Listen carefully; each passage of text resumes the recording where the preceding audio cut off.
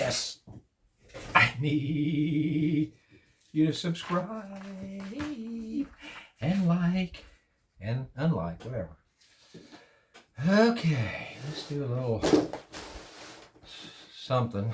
I don't know, I just keep doing this and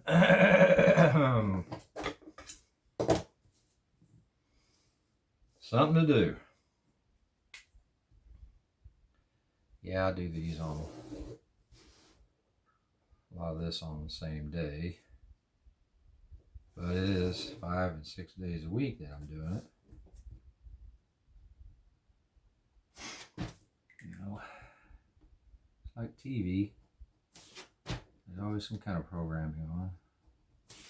A lot of it is really the same stuff, kind of like this. Yeah. Can't fool you. Can't fool anybody, really. Let's see here.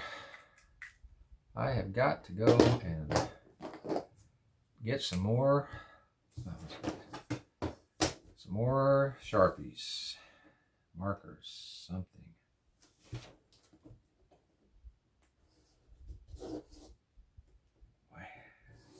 If you do this on the rough side, or the side that's flat color, it had a tendency to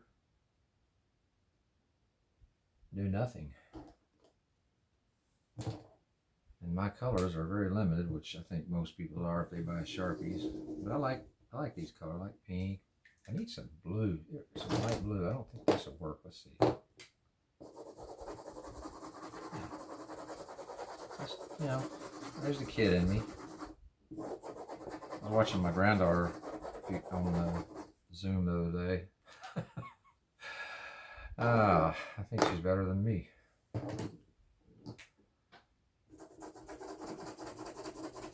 She was kind of doing like stuff like this, that's what I want her to do. I've seen people put their kids' art online, and just stupid idiots. They would have something to say, you know.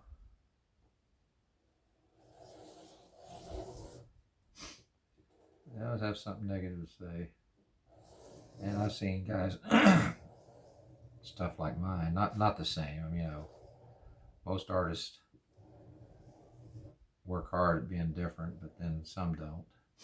But me, I do what I'm familiar with. But anyway, I have seen people put stuff online, and you got all these people that know everything about art. You know, people that's insecure, put it down, tell them they can do better. And the funny thing is, I know one guy, this guy pulls in on he does very simple paintings on little small, like 1x1 canvases. That's all he does. He uses a knife, of course, paint knife. Yeah, it's cute. It's cute. I mean, you know, I've seen some of the guys' other paintings. I mean, they are absolutely gorgeous. And this large, but basically all he does are these little small paintings. He shows it in a way that anybody can do it, even me, and I'm not a landscape artist. And I think one about 8 or 9 months ago got, I think it's like 32 million views. And you know, there are still people commenting. I mean, he had all kind of comments. Well, it looks like something, I don't want to say it. You know, they were making fun of his work. So yeah, people are going to do what they're going to do. Like my dad used to say, he said, man, people will gripe if you hang them with a new rope. Point being, no matter what the situation, people are going to complain. Complain about other people. Especially nowadays, you know, with social media and all that crap. People doing their stuff behind a keyboard. Anyway, you follow me along here. What you do is you watch how I do this. See how I color this in? Like a coloring book almost. Draw you a design. Pick any color you want. Go in there and just color it in, do what you need to do, you know. Doesn't have to be anything fantastic. I mean, I keep talking about this. Just don't enjoy it, you know. I'm here to inspire you to do this because I need help myself. This helps me mentally. I mean, you're talking about a person here that suffered 25 years of basically suicidal depression. I mean, there were days I didn't know I didn't know who I was. I didn't know what I was doing. So even now, I mean, you know, because of situations, I you know, I have a hard time with it, man. But I do stuff like this, and I talk to the few viewers that I do have, and you know, whether I get any subscribers or not, yeah, I mean, I would like to have a bunch of subscribers, but if I don't get any, you know what? It's not the end of the dang world. So a lot of this is for me and my mentality.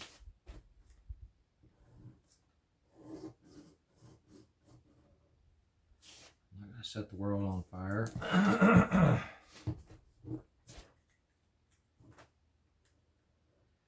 But I suffered 25 years of depression. I didn't know what was wrong, and I had a customer. He was a Corvette guy, but he liked hot rods too. And so one day I was over there striping some cars for him, and I'd been doing stuff for him about 5 years. And he said, "Hey, let's go sit over in the patio. I got some iced tea." And so we sat down. I mean, I knew a little bit about his past. His daughter had passed away in a car accident, and you know, I mean, him and his wife suffered greatly. He's a little bit weird. I mean, he could get on your nerves. He did custom painting on motorcycles, and had a collection of surfboards. I mean, these were real. The guy grew up in Venice, California, and he was pretty big. He was about my height, about 5'10", 5'11", 6 foot. But he was built. And so I had been working out, and you know, I went from like 250 down to 210, 220. Wearing 36 belt. So one day I was over there and striping. I'd been really depressed about things. The working out, I think if I wouldn't have been working out, I don't know what I would have done. I think, you know, probably wouldn't be here. So we started talking. He says, you know, how you do and all that stuff. Because usually I'd go to these places and just start striping. Hey man, where's the car at? I just want to get done. And he said, well, so what's up? I said, what do you mean? He goes, I can tell there's something wrong with you, man. His name was Larry.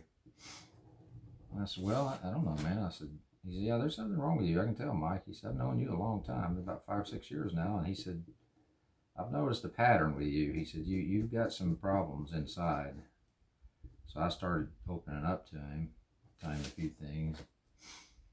Well, make a long story kind of short, he helped me out a lot. He would call me, see how I'm doing, have me come over. I think one time we went down and had some Mexican food. And that day I was over there and he's talking about that. He said, you know what you need to do? He said, I know you've messed with these old cars and you built a few. He said, do you have anything? I said, I've got some stuff, but it's just way too, you know, they're gonna take a lot of time and money. He said, go out here and find you something running and driving and just do a nice little, excuse me, hold on a second here.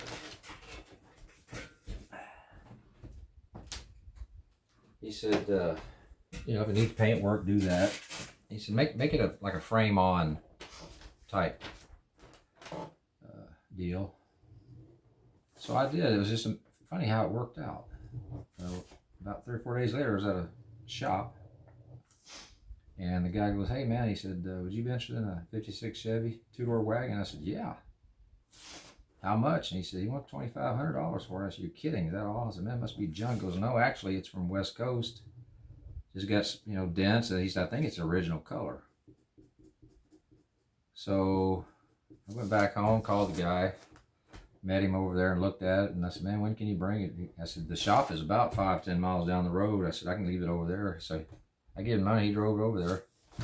So I had the shop taken, they delivered it to my house. And yeah, it ran, I drove it down the road a little bit, but it, you know, needed a lot of stuff. So the next month I just got really hustling. I was over in Austin striping the wheels on a 29 Buick. Yeah, they did that back then. And I saw an engine sitting there on the engine stand. I said, what's up with that engine? He goes, man, it's weird. He says, some lady, Camaro, ordered that crate motor 6 months ago and never brought the car back. So I traded it, gave him $300 and striped all those 6 wheels on that Buick. And we loaded up in the back of my little S10, and I took it home, took everything apart on it, had it painted blue. I took it over to a machine shop, had them look at everything. They put new valve guides in it because for some reason he said there was something wrong with several of them. Had him put a little cam in it, took it back home, and me and my sons put it back together. I have it on video. And all that time I'm doing body work on the car. You know, didn't really have any rust, just had a bunch of dents. One thing was really weird, on both quarter panels in the back, there was the same dent in the same spot. It was like somebody took a machete or something and just hit it. On both sides, same thing. So anyway, I spent 4 months building that car, 4.5 months, lost 40 pounds. Because I had I was going to say it, I had the worst hemorrhoids I ever had in my life. I just couldn't eat. But I was happy, man. My eyes were all black and bloodshot. And I'll tell you that in a later story, how I cured that. So anyway, I'm going to tell you something. It got me out of that depression. It really did. Because I just went along, man. I just went along. I did it. I moved along. You know, I had the money. You know, I'd go out. I called one of my dealers over here. He's a Ford dealer. I've known him. He was a manager. I said, hey, Randy, I need some money. He said, what do you need? Oh, about $800 or $900. He'd give me $800 or $900 worth of work. So anyway, I did that project. Like I said, I traded for the motor, the wheels. I had a 52 Ford that a guy wanted. And I said, I'll tell you what, get me a brand new set of torque thrust, and I'll let you have that old 52 Ford. It didn't run. It's a 2-door. And so that's what we did. Got a brand new set of torque thrust. I already had some pretty new tires. And the paint, I actually kind of paid for the paint. It was kind of a trade out with the sales manager. So basically that car I had 25, I probably had about 4,500. And I had to replace 2 back windows. But all this time, I'm building this car, you know, frame on restoration. I painted everything blue and white, kind of a soft blue and white. I love that color. And I put it all back together because we were going to have a hot rod show in Waco that middle part of May, Memorial Day weekend. So I started on that car in February, drove it to Waco, I think like the 21st, 22nd. And I drove it up there, man. My wife followed me though, because I wasn't going to take any chances. But that's what I did. And I'll tell you what, it really helped me get out of that funk. And you know what I did? I mean, after that car, I ended up trading. I was over, there's a little town called Wimberley. And they call it the Devil's Backbone over there. And I was riding around. I knew this guy at the service station had a 72 Jimmy, 2-wheel drive. It's a Blazer. And I just pulled in that wagon. He comes out and he said, oh my God. He said, I'll trade you that Blazer right now for it. And you know what? I wanted that Blazer. That thing had a tune port in it, had air. It was lowered a little bit. I didn't like the wheels on it. There was a little Keystone or Krager. They were like real smoothies. So I swapped him. And of course, you know, my wheeling and dealing stupidity, I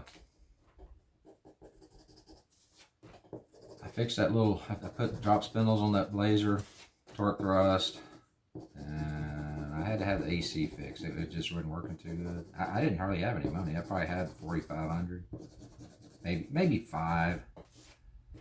Like I said, I bought the torque thrust. The guy that had them, the tire store, they didn't like them. He said, man, I can get them for you wholesale. I think they were like $350 for a pair back then.